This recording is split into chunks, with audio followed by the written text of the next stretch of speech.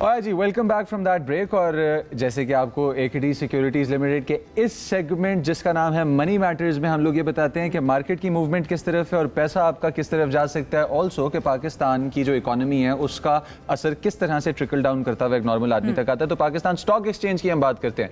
मुसलसल दूसरा रोज़ भी मंदी का रुझान नज़र आ रहा है लोगों के इसके अंदर। गुज़िश्ता रोज़ बेंचमार्क के ऐसी 100 इंडेक्स जो है कि जिसके अंदर सबसे बड़े कंपनीज के पोर्टफोलियोज़ हैं, इसका 580.9% जो पॉइंट्स हैं इसके अंदर हमारे पास 1580 से ऊपर का हमारे पास है जो डिक्लाइन हमें नज़र आया है।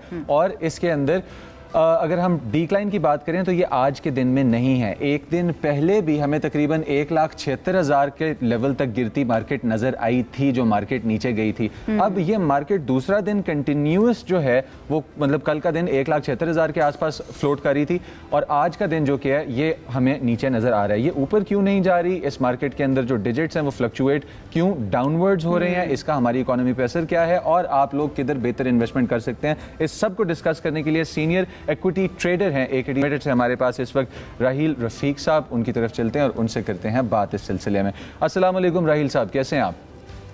वालेकुम सलाम, आप कैसे हैं? ठीक हैं अल्हम्दुलिल्लाह सर।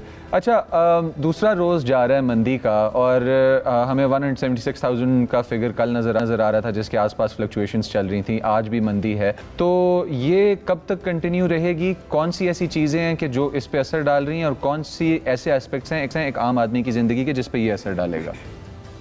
देखें, अब तो ऐसा हो गया ना कि ये बड़ा सिंपल इन्होंने सोल्यूशन कर दिया है इसका कि हमने पूरी मार्केट जो है ना वो जियो पोलिटिकल टेंशन के साथ कनेक्टेड हो गई है।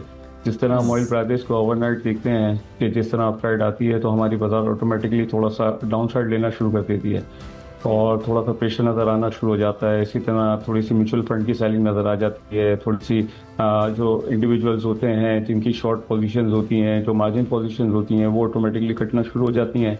तो बगैर वॉल्यूम के बाजार थोड़ी सी डिक्लाइन होना शुरू हो जाती है। फिर उसके बाद उसी तरह जो चीज़ें अच्छी हैं जिनमें प्रोडक्शंस है तो वो अपने लेवल पे खड़े होकर या उसी तरह जो है ना फिर परफॉर्म करना शुरू कर देती हैं जब बाजार अपने लेवल पर आना शुरू हो जाती है।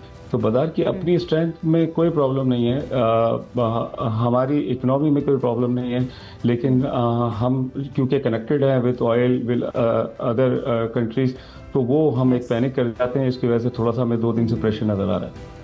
वो स्पेकुलेशन इतनी पावर रखती है कि वो सिर्फ पाकिस्तानी इंटरनेशनल मार्केट को भी बहुत ज़्यादा जो है ना ऊपर नीचे कर देती है। इंटरनेशनल अगर स्टॉक को हम देखें तो डाउ जोन्स हो, S&P 500 हो, नास्डैक हो, ये सारे ही डाउन चल रहे हैं।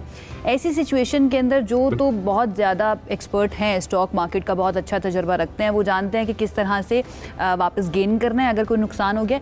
अगर कोई नया बंदा है राहील साहब जो इन्वेस्ट करना चाह रहा है या जिसने शुरू किया है, वो कौन कौन से फैक्टर्स को मद्देनज़र रखे कि ओके ये फैक्टर्स ऊपर या नीचे जा रहे हैं तो इसके मेरी जो इन्वेस्टमेंट है ना उसमें मुझे नुकसान हो सकता है? कौन से फैक्टर्स को उसको देखना चाहिए? देखिए, पोर्टफोलियो बनाने के 2 सिम्टम्स होते हैं। जिस तरह आपने स्टार्ट किया पोर्टफोलियो आपका, आप जब मार्केट पार्टिसिपेट कर रही हो और पॉजिटिव जोन में हो तो आपका ऐसा हो कि एक अच्छा रिटर्न बना रहे हो, और इसी तरह जब टेंशन आए या कोई नेगेटिव न्यूज़ हो तो आप उसमें मिनिमम लूज करें। तो उसके लिए आप एक अच्छे पोर्टफोलियो के लिए सबसे पहले आपकी टॉप पिक CNP होनी चाहिए। उसके बाद आपके पोर्टफोलियो में अगर शरिया कंप्लाइंस का इशू ना हो तो बैंक्स होने चाहिए। उसके बाद आपके पास फर्टिलाइजर में एक स्क्रिप्ट होना चाहिए। तो इस तरह पोर्टफोलियो को बड़े अच्छी तरीके से मेंटेन कर सकते हैं जिससे आपसे डिविडेंड पे आउट भी रिटर्न ले सकते हैं। और जब मार्केट अपने पॉजिटिव स्टांस में चलना स्टार्ट करेगी तो आपका रिटर्न बनना भी शुरू हो जाएगा। डाइवर्सिफिकेशन ज़रूरी है। डाइवर्सिफिकेशन ज़रूरी है, लेकिन ये डाइवर्सिफिकेशन हमें ज़्यादातर नज़र आती है जो सीमेंट के अंदर है या ऑयल के अंदर है। हमें इन 2 चीज़ों से आगे डाइवर्सिफिकेशन नज़र नहीं आती। एक छोटा सा क्वेश्चन है, उसके बाद हम कंक्लूड करेंगे सेशन। हम लोग अपने ट्रेडर्स को शॉर्ट पोजीशंस के लिए या हम लोग अपने ट्रेडर्स को, नए आने वाले ट्रेडर्स को हम एजुकेट क्यों नहीं करते डे ट्रेडिंग के लिए, स्विंग ट्रेडिंग के लिए? हम लोग इन प्लेटफॉर्म्स पे, इन एवेन्यूज़ पे काम क्यों नहीं कर रहे? देखिए, ये आपने बड़ा अच्छा पॉइंट रेज किया। बेसिकली होता यह है कि स्विंग ट्रेड करने का मजा ही तब है जब आपके इकोनॉमिक्स, आपके फिगर्स, आपके नंबर्स अच्छे हों, जो हम पिछले 3 साल से इस बाजार को परफॉर्म करते हुए देख रहे हैं।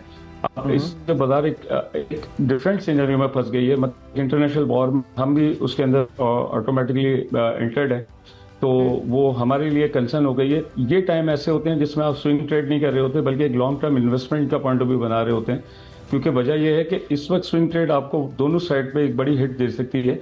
हाँ, होता यह है कि जब बाजार अच्छी परफॉर्म कर रही हो, बाजार पार्टिसिपेट कर रही हो, तो हाँ आप बिल्कुल स्विंग ट्रेड कर सकते हैं। और उसमें बहुत सारे आपके जितना टेक्निकल्स हैं या अदर और सोशल मीडिया टेक्निकल्स फॉलो कर रहे होते हैं, तो उसमें आप एक बहुत अच्छा रिटर्न गेन कर रहे होते हैं। लेकिन ये टाइम एक ऐसा होता है जिसमें आप बड़ा बस इस कॉन्शियस मंदी के होकर माहौल में किन और स्टॉक्स की तरफ जाना चाहिए राहिल साहब इन द एंड, ये बता दीजिएगा।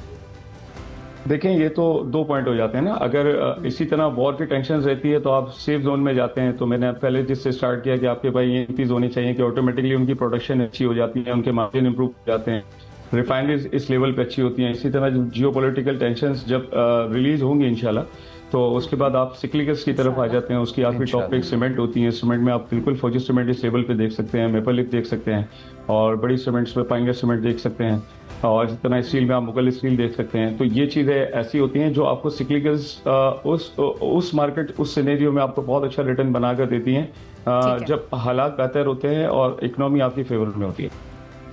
Thank you so much Rahil साहब हमें ज्वाइन करने के लिए। 5 महीने पूरे हो चुके हैं, आज 30 है, तकरीबन 5 महीने पूरे हो गए हैं इस कॉन्फ्लिक्ट को जो ईरान और अमेरिका के दरमियान शुरू हुआ था।